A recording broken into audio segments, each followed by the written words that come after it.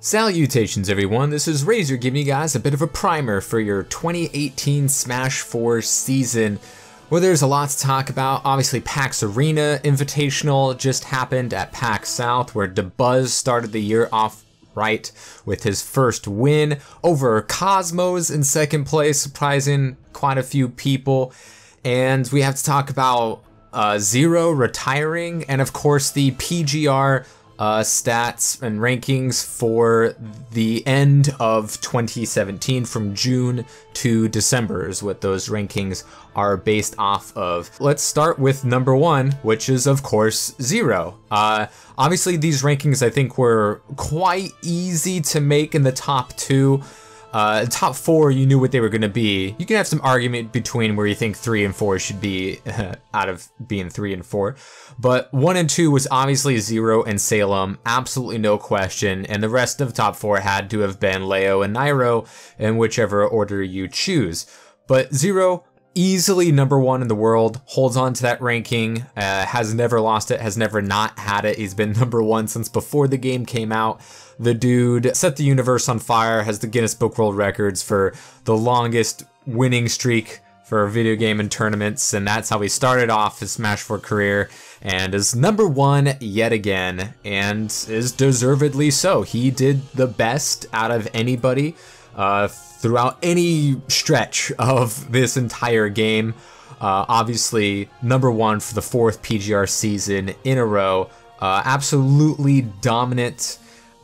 Placing first or second, so being in grand finals in 8 out of the 12 majors, no one else comes close, so that alone cements him as number 1 for just being consistently in grand finals and placing top 5 in all but 2 of the 12 majors that he was in. He had that huge crazy upset loss to Salem at Evo, and obviously Leo had that incredible 2GG championship victory over Zero to end the season. But Zero, a consistent number 1. You've seen him on enough of my thumbnails to know this guy just wins by and large more than anybody else, by a large margin. So with his retirement, that's going to send some ripple effects throughout this whole season. So Zero's retired. He's gone for now. He's going to take at the very least a very, very long and deserved break. He has nothing to prove. He's been number 1 in the world for 4 straight years. Never come close to losing that spot. He's won more tournaments than he's not won. And you can't say that close to about any other player in I think any other tournament or any other game in any esport. So this, I think, has been a long time coming. Obviously, when he did make that video announcing that he was going to retire, he said that he'd been thinking about this, for a while, a couple of years ago, as when he was thinking about it. And I definitely saw this coming from Zero, because he's number 1, so he has nothing to prove. He's the best at his game, so there's no room for improvement for him. And he's been getting the most negative criticisms against him than any other player in any esport, and he's by far the best at the esport that he plays. And obviously, and also his streams have been growing. I think it's really easy to see that. And when he does have the time to make Smash 4 content on his YouTube channel, he's one of the best at doing it, with the knowledge that he has and the things that he talks about. So he has another avenue for revenue to make with his Twitch channel. It's growing and growing, and has been losing interest in the game, and you've definitely been able to see that. You don't see as much fire in him when he's winning it all, or when he's not. So props to Zero. He's definitely number 1 in the world, has nothing to prove, and deserves to do whatever he wants to do. Obviously, he said that he'll come back at some point, when there's a new Smash game, whenever Smash 5, if that ever comes out, or if there's huge changes to Smash 4. Right now we don't have any solid evidence or leaks that there is going to be a port of Smash to Switch. I feel that it's not going to happen at this point, because if it was going to happen, it probably already would have. And we know that Nintendo wants to keep all of their successful franchises going, except for F-Zero, apparently. But we haven't seen one of those in 20 years. But Smash is one of their flagship products that makes them a ton of money, so we can expect one to come out at some time before the world ends. So yeah, with Zero being gone, this opens the door for a lot of things to happen. It's basically like any of those majors where Zero wasn't in attendance or, lost in pools or top 32. There's going to be people who don't get sent to losers as early because Zero is not going to be there to give them that guaranteed L that he does to 99% of the people in any tournament. And obviously, he's also been a gatekeeper for a lot of people of winning. He's won most of the majors, or at least has been in grand finals in most of the majors, and has won most of those grand finals appearances. So we can expect Salem to get more wins, Nairo to get more wins, Dabuz to get more wins, and we can expect those people that he's been keeping back, he's had their number for so long. Obviously, Leo ended 2017 on a huge note, getting that Meta Knight, which I knew he had to in order to beat Zero like he did the last time. He was able to get that 2GG championship, which was super huge. But before that, Zero was crushing Leo, just beat him every single time. Ever since the first time he lost to Leo, he hadn't lost for over an entire year until that 2GG tournament.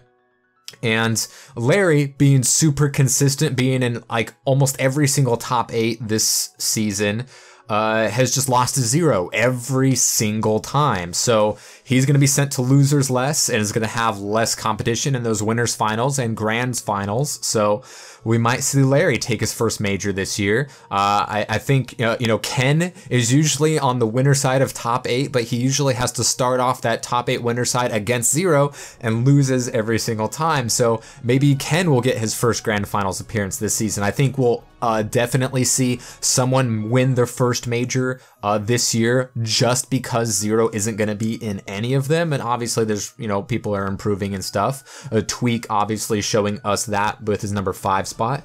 Of course, Salem, number 2 in the world, easily cementing himself there. Of course, the huge Evo win and just a ton of other victories that he racked up, winning DreamHack Atlanta. He's beaten everybody in the world. Not taking every tournament that Zero isn't taking, but, top 8 in pretty much all of them.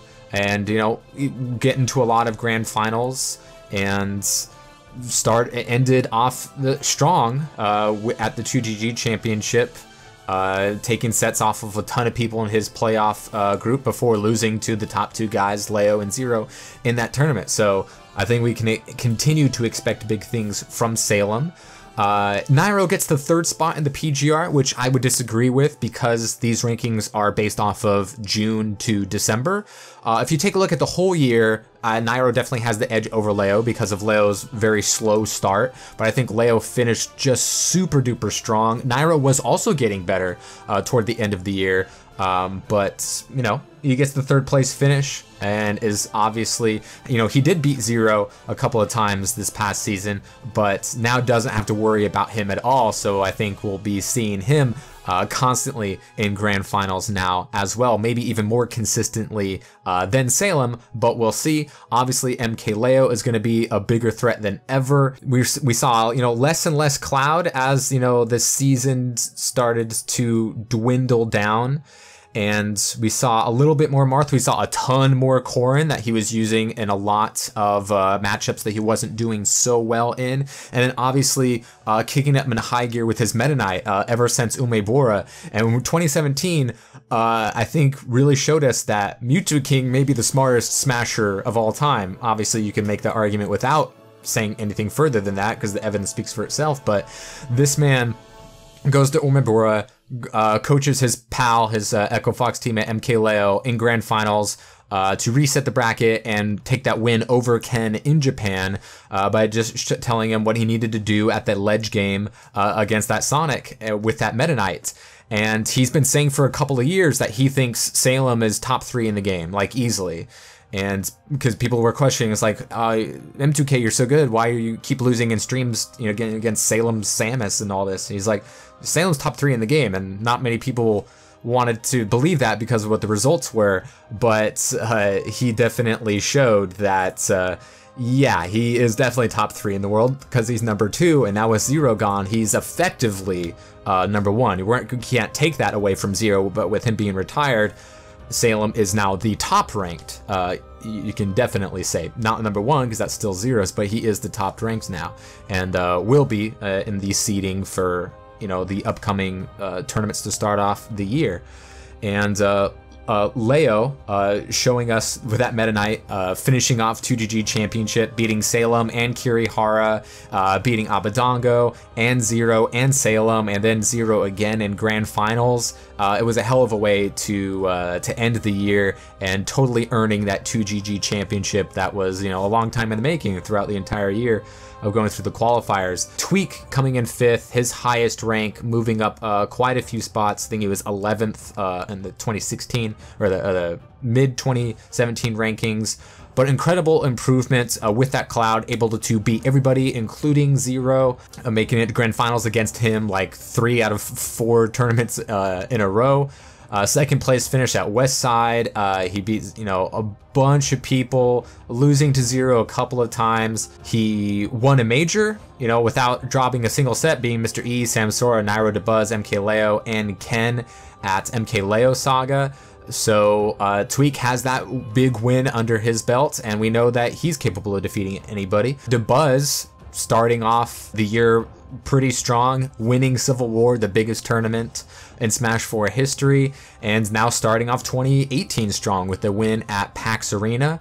And we know with Zero out of the way, he's going to be more consistently in top 8s, you know, less outside looking in on the top 16s. He's not going to make every single top 8s, but we might, you know, get to see a bit of him with a rivalry with the rest of the people in the top 5. Larry was 7th place, super consistent throughout the season, but just continually losing again and again and again to Zero. He had that 3rd place finish at EVO, beating Elegant, Nairo, and Salem on his way to losers finals, but then losing to Zero and then getting eliminated by Salem. And that was the highest placing that he had at a super major. Very, very consistent, always in top 8s, but pretty much always losing to Zero in you know, winners finals, losers semis finals. So getting 2nd place at IBP Masters Showdown was his highest placement at a major, but with that 3rd at EVO, his highest at a super major. But we know that Larry can take it to everybody, but the limitations of the Fox is going to keep him from, you know, being consistently in winners finals or his grand finals. But he's definitely one of the best players in the world. He's my favorite player to watch, and with Zero out of the way, maybe Larry gets his first major in 2018.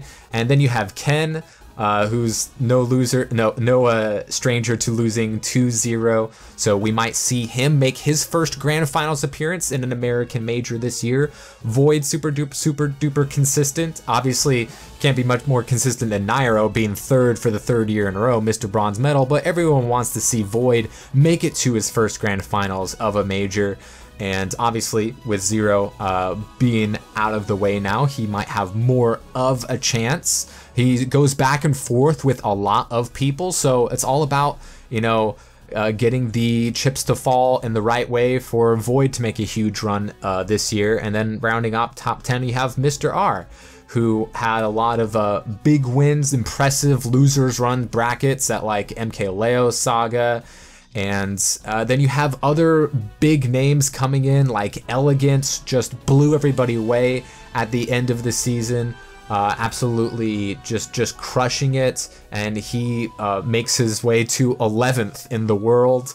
And I think a lot of people looking at him to make big waves, just solo maining Luigi and showing people what he can do. And we have seen that the past 3-4 tournaments. He had that huge run at 2GG Saga where he just couldn't lose to anybody, and he didn't, all the way through top 8, getting through death pools and single eliminations and the last chance bracket. crushing it. Wadi in 12th place, moving up 34 spots at the PGR standings, establishing himself as the #1 Mewtwo in the world. He took some sets off of the best, and it's great to see, you know, Mewtwo out there, since, you know, Abadango has been gearing a little bit more towards the Bayonetta. But obviously him still rocking some Mewtwo and a 15th place finish as well. Mistake, his Zero Suit, is capable of doing a ton of things that Nairo can do, and also he has a Bayonetta as well. So all the tools just within those two characters there to be consistent enough, and he can make a big splash and be kind of like the Captain Zack of the first portion of 2017, where he was a consistent top 8 finisher, and he definitely fell off. Fell down to number 18 for these PGR rankings, and Mistake definitely has the potential to move even higher. Ally at 14, a very interesting case. Obviously started off relatively well, looked like he was going to win against Zero, and then gets double eliminated in grand finals after sending him 2 losers. But Ally had to deal with a lot of sickness and injuries, some personal things getting in the way, and you know, Elegant showed people what he can do with a Mario Bro, and only with that. And we know that Ally is capable of beating anybody. He was the best shot in almost any tournament at beating Zero. But you know, there was a stretch for last year where he wasn't close to getting it done and wasn't making top 8s, but we know he is still one of the best. So hopefully with those personal things out of the way, health issues, everything going, get some more consistency, not have to worry about, you know, travel as much, we can hopefully see the Ally that we saw you know, toward the beginning of the year, but mostly in 2016, which is, you know, what established that Civil War to be such a big thing, because him and Zero were always going at it 1-2. So it'll be good to see Ally have a much higher placing in the PGR rankings this coming year. And, you know, a lot of other people to talk about. Como really dropping down, deservedly so. Not doing very well against, you know, the top 8 players of the world. Cosmos, the huge jump with that Corrin, with him and Leo, definitely shows Corrin's one of the best characters in the game. Definitely better than Marth. You know, he got a 2nd place finish to start off 2018 there against Dabuz at PAX Arena. And, you know, Captain Zack and Mars and Anti rounding up top 20. We know all 3 of those people are capable of beating pretty much anybody, especially Anti. You know, Anti can finish 82nd or he can finish 1st. You know, he's like the only one you could really say that about. But he has the deepest pockets out of anybody. We know that when Mars does show up, he's, you know, not one of the people that we see a ton of, but when he does, he can definitely make it deep with a winner's run. And we know that Captain Zack, you know, still the youngest Smasher out there, has only room for improvement. So a lot of awesome things to look forward to for the 2018 season. There's going to be no Zero, but it's still definitely worth watching. I'm going to see it, I'm going to cover it, I'm going to make videos about it. So let me know what you guys thought about the 2018 scene and what you're looking forward to in 2018. Obviously, there's going to be no changes to the meta. There wasn't last year, and there's no reason to believe that there's a new Smash game on the horizon anytime soon, at the very least not for this year. But still a game worth playing, and still a game worth watching.